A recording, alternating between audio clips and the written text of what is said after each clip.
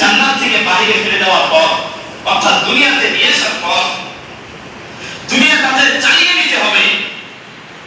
এজন্য আল্লাহ রাব্বুল আলামিন ওই জামানার ভিতরে এরা স্ত্রীর গর্ভ থেকে সন্তান সর্বপ্রথম দুজনকে সৃষ্টি করেছেন। একজন ছিল হামিল আর একজন ছিল কামিল। এই ঘটনা আপনারা সবাই জানেন, অনেক বেশি। তারা ছিল দুই ভাই। আর ওই জামানার ভিতরে, ওই সময়ের ভিতরে যেহেতু মানুষ পৃথিবীর বুকে আর নাই, নিয়ম ছিল এটা যে কোনো মানুষ সর্বপ্রথম যে দুনিয়ার বুকে ভূমিষ্ঠ হবে, অর্থাৎ আসবে, আল্লাহ রাব্বুল আলামিন যাকে পাঠাইবে, তারপরে যদি একটা মেয়ে হতো, তারপরে যদি একটা মেয়ে হয়, তার সাথে বিবাহ চলতো না, জায়েজ ছিল না। তারপরে যদি আবার দেখা যেত আর একটা ভাই হয়েছে, অর্থাৎ প্রথম পুরুষ, তারপরে মেয়ে, তারপরে ভাই অর্থাৎ ছেলে, তারপরে আবার মেয়ে। দুনিয়ার নীতিটাই এরকম। আল্লাহ রাব্বুল আলামিন সর্বপ্রথম এটাই সৃষ্টি করেছেন এইভাবে। সর্বপ্রথম পুরুষকে বানিয়েছেন, তারপরে বানিয়েছেন ওটা থেকে পুরুষের পরে বানানো হলো হযরত আদম আলাইহিস সালামের বেটিকে, এক বেটিকে।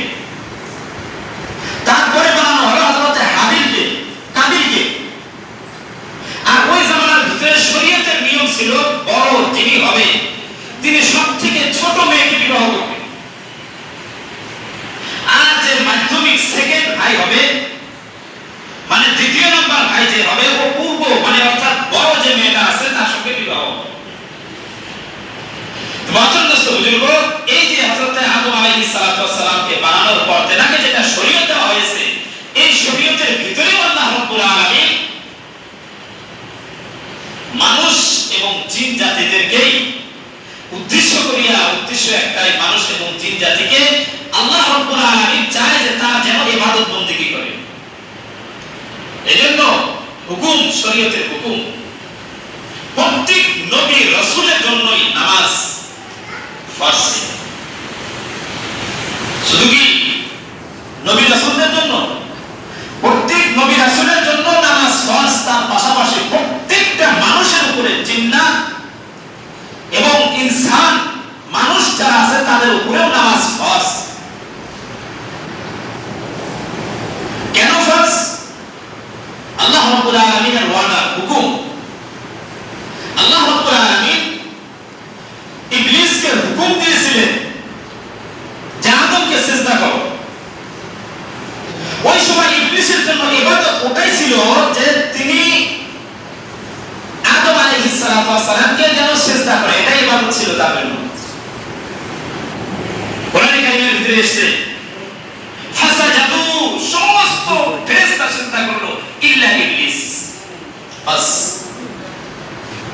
ইল্লা বলা হয় হরফে ইস্তিসনা, মানে সবকিছু হয়ে গেছে কিন্তু, এই যে কিন্তু আরবি লেখা, আরবি আলফাজের ভিতরে ইল্লা যে মানে ইল্লা যে সময় নিয়ে আসা হয়, ইল্লা যে ইস্তিসনা করা হয় যে সবাই সিজদা করলো কিন্তু ইবলিস সিজদা থেকে অস্বীকার করলো, আবা ওয়াস্তাকবারা মিনাল কাফিরিন। বাস, হয়ে গেল সে কাফিরদের মধ্যে।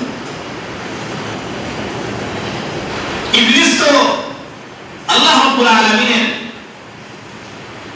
শত শত বছর ইবাদত করেছে। ইলমের দিক দিয়া ইবলিস আগে। ইবলিসের এত পরিমাণ ইলম আছে, যত পরিমাণ ইলম সাধারণ মানুষ বা তেমন কোন জ্ঞানী ব্যক্তিরও ততটুকু ইলম ছিল না। ইবলিস তো জিন্নাত, কথা যেটাকে আগুন দিয়ে সৃষ্টি করা হয়েছে, আর মানুষকে বানানো হয়েছে মাটি দিয়ে। আগুনের খাসলত হলো উপর দিকে যাওয়া, ও নিচের দিকে আসে কিভাবে, এটা চিন্তা করে তিনি আদম আলাইহিস সালামকে সিজদা করলেন না। বাস, একটাই হুকুম। মাত্র বুজুর্গ, এই হুকুম অস্বীকার করার কারণে আল্লাহ রাব্বুল আলামিন তাকে কাফিরদের অন্তর্ভুক্ত করে দিলেন, অর্থাৎ কাফির বানিয়ে দিলেন। ইবলিস আলিম ছিল, মাত্রাম দোস্ত বুজুর্গ, কিন্তু ইবলিসের ভিতরে কয়েকটা খাসলত আসলো যেগুলা সাধারণ মানুষের ভিতরে নাই, মানুষের ভিতরে থাকে না। তার ভিতরে একটা খাসলত হলো ও ইবাদত তো করেছে আল্লাহ, কিন্তু আশিক ছিল না, মহব্বত তার ভিতরে ছিল না। যদি মহব্বত থাকতো তাহলে আল্লাহ রাব্বুল আলামিন তার ইবাদত, আল্লাহ রাব্বুল আলামিনের ইবাদত ইবলিস করত, মানে হুকুম মেনে নিত। তো চিন্তা ভাবনা করে দেখেন, একটা হুকুম না মানার কারণে, অর্থাৎ আদমকে সিজদা না করার কারণে তাকে কাফির বানিয়ে দেওয়া হয়েছে। মাত্র বুজুর্গ, নামাজ এমন একটি গুরুত্বপূর্ণ ইবাদত, কোন মুসলমানকে আল্লাহ রাব্বুল আলামিন মুসলিমের ঘরে যে সমস্ত পুরুষ এবং মেয়েকে সৃষ্টি করেন তাদের জন্য তো আরো অত্যন্ত ভাবে জরুরি এবং ফরজ যে ছোট মেয়ে, ছোট বাচ্চাদেরকে দ্বীনের শিক্ষা দেওয়া তেমনই ফরজ যেরকম ভাবে নামাজ ফরজ।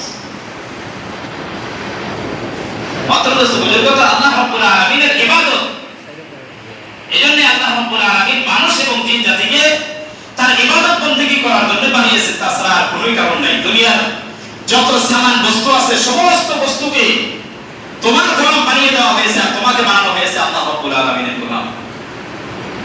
এজন্যই আল্লাহ রাব্বুল আলামিন যেটা বললাম, নবী রাসূলদেরকে যুগের পর যুগ পাঠিয়েছেন। এভাবে আস্তে আস্তে এক পর্যায়ে মুহাম্মদ সাল্লাল্লাহু আলাইহি ওয়াসাল্লামের জামানা চলে এলো। তিনিও উম্মতদেরকে জানিয়ে দিয়েছেন, বাইনাল আবদি ওয়া বাইনাল কুফরি তারকুস সালাত, বান্দা এবং কাফির এই দুটোর মাঝখানে দেওয়াল, পার্থক্য একটাই, যারা মুমিন তারা নামাজ পড়ে, যারা বান্দা তারা নামাজ পড়ে, নামাজ কায়েম করে,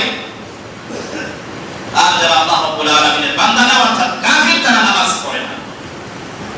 আমাদের মাযহাবের ইমাম নোমান বিন সাবিত রাহিমাহুল্লাহ, যাকে ইমামে আযম আবু হানিফা রাহমাতুল্লাহি আলাইহি বলে আমরা পরিচিত,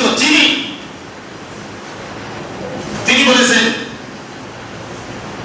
যে কোন মানুষ যদি ইচ্ছাকৃতভাবে এক ওয়াক্ত ফরজ নামাজকে কাজা করে দেয়, অর্থাৎ পড়ে না, ওই ব্যক্তিকে জেলখানার ভিতরে বন্দী করো। জেলখানার ভিতরে বন্দী করে এত পরিমাণে তাকে পিটাতে বলেছেন যে তার শরীর থেকে যাতে রক্ত বাহির হয়, এতটুকুই কি ছেড়ে দেওয়া হয়েছে না? আবার বলেছেন তোমরা বানাও তাকে, যে আইনটা অর্থাৎ পূর্বে মানে আগে যায় যাতে সে ব্যক্তি আর নামাজ কাজা না করে। মহতরম বুজুর্গ, আল্লাহ রাব্বুল আলামিনের হাবিবকে আল্লাহ তাআলা যে নিয়ামত দিয়ে পাঠিয়েছিলেন, এরকম ভাবে আল্লাহ রাব্বুল আলামিন পৃথিবীতে আর কোনো মানুষ পাঠান নাই।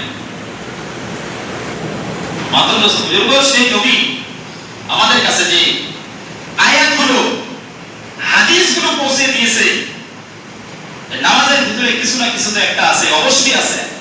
না হলে দেখেন আল্লাহ নবী সাল্লাল্লাহু আলাইহি ওয়াসাল্লামের রূহ বাইর হয়ে যাচ্ছে। ইন্তেকালের সময় আপনি আমি, আপনার আমার যে সময় ইন্তেকাল হয়ে যায়, বা কোনো মানুষের যদি ইন্তেকাল হয়ে যায়, তার পূর্বে তার বাচ্চাদেরকে নিয়ে যদি সময় থাকে, বসে থাকে, মানে বুঝতে পারে সবথেকে জরুরি, দুনিয়ার ভিতরে সবথেকে গুরুত্বপূর্ণ যে কথা, এই কথা তিনি তার ছেলে এবং মেয়েকে ওসিয়ত করে যায়। এটা করে না করে, এটাই করে যায় যে বাবা আমি ইন্তেকাল করে যাওয়ার পর তোমরা এই কাজগুলো করিও, এই কাজগুলো করিও না, বা অমুক জায়গায় আমি এই কাজটা করে আসছি, এটা তুমি ঠিকঠাক ভাবে চালিয়ে দিও। মহতরম দোস্ত, আল্লাহ নবী সাল্লাল্লাহু আলাইহি ওয়াসাল্লামের ফ্যামিলি ছিল, আল্লাহ নবী সাল্লাল্লাহু আলাইহি ওয়াসাল্লামের স্ত্রী বিবিবার বাচ্চা ছিল, তার মহব্বতে অনেক সাহাবা ছিল, শত শত সাহাবা। এত সাহাবা থাকার পরেও আল্লাহ নবী সাল্লাল্লাহু আলাইহি ওয়াসাল্লামের বেটি থাকা সত্ত্বেও, বেটা থাকা সত্ত্বেও, বেটাগুলোকে আল্লাহ রাব্বুল আলামিন বাল্য অবস্থায় উঠিয়ে দিয়েছেন, ব্যাপার আলাদা। তার স্ত্রী ছিল, তাদের ব্যাপারে আল্লাহ রাব্বুল আলামিনের হাবিব এই যে হাদিসটা যে আমি আপনাদের সম্মুখে বললাম, একই বাণী যে তোমরা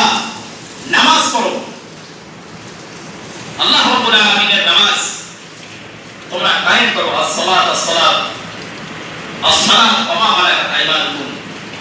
রূহ বাইরে হয়ে যাচ্ছে। জিবরাইল আলাইহিস সালাতু ওয়াস সালাম হাজির, আজরাইল আলাইহিস সালাতু ওয়াস সালাম হাজির। তিনি যখন ওই সময় বলছে আমার উম্মতেরা নামাজ, আসসালাত আসসালাত আসসালাত ওয়া মা মালাকাত আইমানুকুম, আমার উম্মতেরা নামাজ নামাজ নামাজ ছেড়ে দিল। অতএব বুজুর্গ কোন নবী, যে নবী সারাটা জীবন আপনার জন্য আমার জন্য এই উম্মতকে নাজাতের জন্য সারা জীবন চেষ্টা চালিয়ে গেছে, তিনি জান প্রাণ দিয়ে মেহনত করে গেছে আল্লাহ রাব্বুল আলামিনের হুকুমকে দুনিয়াতে বাস্তবায়ন করার জন্য। মুহাদ্দিসগণ লেখেন এতটুকুই কি শেষ না? নবী, সমস্ত নবীগণ জিন্দা। আবার এটা ভাবিয়েন না যে মানে আমরা যেভাবে খাবার দাবার করি, আমরা যেভাবে চলাফেরা করি এইভাবে জীবিত না, এভাবে না। কবরের কাইফিয়ত হালত আলাদা, বুঝতে হবে প্রত্যেকটা নবী জিন্দা। মুহাদ্দিসগণ বলেন যে আল্লাহ নবী সাল্লাল্লাহু আলাইহি ওয়াসাল্লাম এখনো রোজা মোবারকে শুয়ে শুয়ে উম্মতের জন্য গৌর ফিকির চিন্তা, আল্লাহর কাছে মাপ চায়, আল্লাহ আমার উম্মতগুলোকে নাজাতের ফয়সালা করে দাও। বুজুর্গ, যেটা বললাম যে আল্লাহ রাব্বুল আলামিন এই নামাজের কথা কোরআনে কারীমের ভিতরে অনেক জায়গায় বলেছেন। ইন্নাস সালাতা তানহা আনিল ফাহশাই ওয়াল মুনকার, আকিমিস সালাতা লিদুলুকিশ শামস।